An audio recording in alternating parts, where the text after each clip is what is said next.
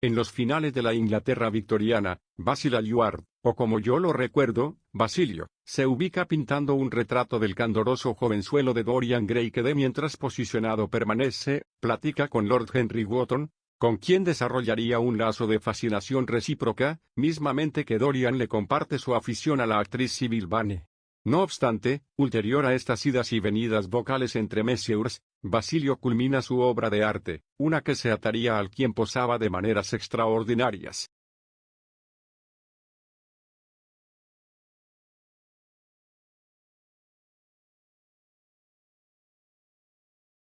Es la época victoriana, no hay cosas maravillosas, a excepción de las alusiones al estado de la pintura, siendo el elemento romántico que hace ingresar a la obra en uno de los velos entre un relato realista y uno ficcional. Y digo elemento romántico y no fantástico, porque es el punto factorial que integra todas las temáticas debatidas en el libro, la mocedad.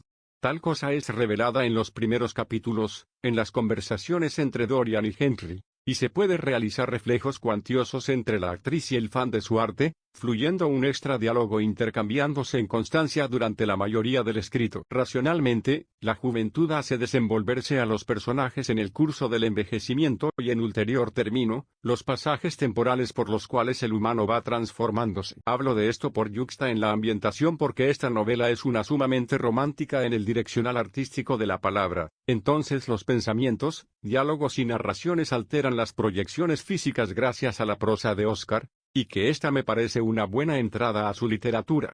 Sin embargo, ahora me he quitado cosas que decir sobre los personajes, carambola. Siguiente sección.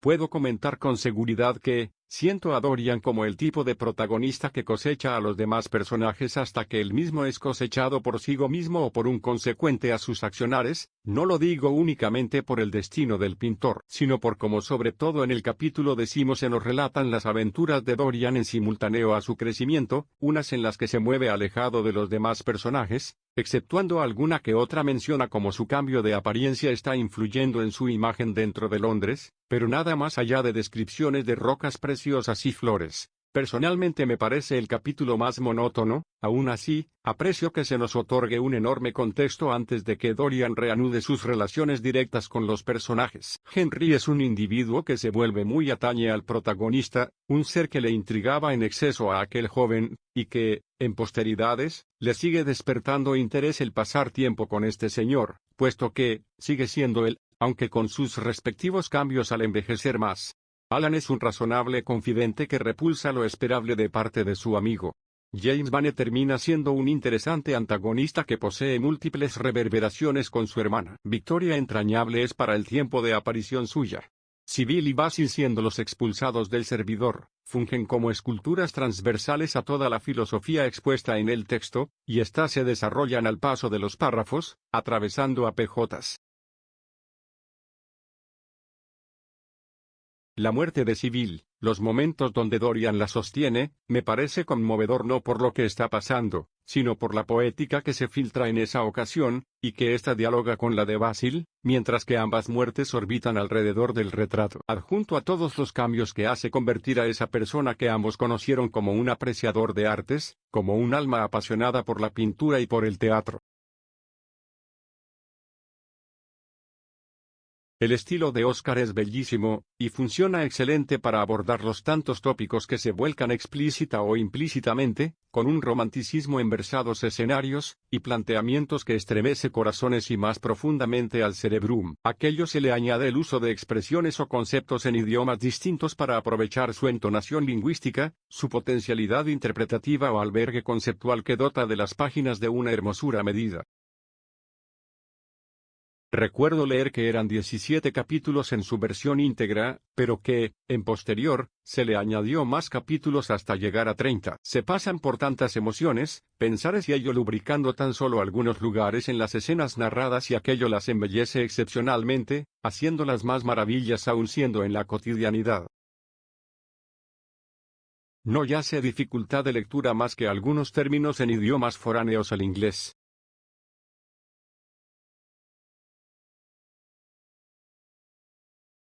La consecución eventual es tremenda, maquinando cada puntualidad de las situaciones para escoger los cambios de perspectiva que atestiguarán lo que sucederá a continuación. La orquestación de tales narraciones es tan preciosa que se percibe como un sede de habladuría con cera derritiéndose en las manoplas del escritor. ¿Por qué cera? Porque tengo la imagen clásica del poeta escribiendo en la oscuridad exclusivamente, con una vela en el lateral de lo que estuviese redactando, aunque también es que, estoy improvisando lo que estoy escribiendo, y se me vino a la cabeza que fuese cera pues. Y este vaivén imaginario va variando con sus tiempos de puesta en escena, rotando entre las narraciones, los diálogos y las exclamaciones de los personajes que los exponen como sensibles seres. De todos modos, pongo consecución eventual en reemplazo del guión, ya que ya estamos leyendo un guión, una escritura, el texto es la propia obra. He escogido el título La dantesca preciosidad, porque hubiese sido fácil utilizar belleza. En cambio, contextualmente, estoy señalando partes del capítulo 20 acerca de las rocas preciosas que obtenía Dorian. Más que se puede usar para hablar de la hermosura del personaje más el concepto de belleza presente en Constancia, siendo aún más profundo fuera de todo canon visual de la época. Dantesca debido a que, se puede utilizar como sinónimo de atributo poético, y eso enaltece a la palabra que le acompaña, al tiempo que hace alusión a facetas del protagonista utilizando como referencia leve al Dante de la Divina Comedia.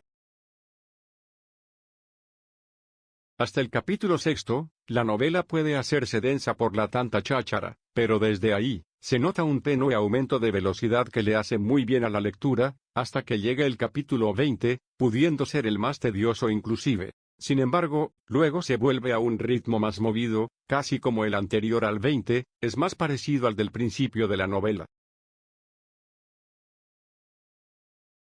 El final señala que el destino de Dorian fue ser muerto por su misma persona, dejándose solamente el cuadro de él en el ático de su posada.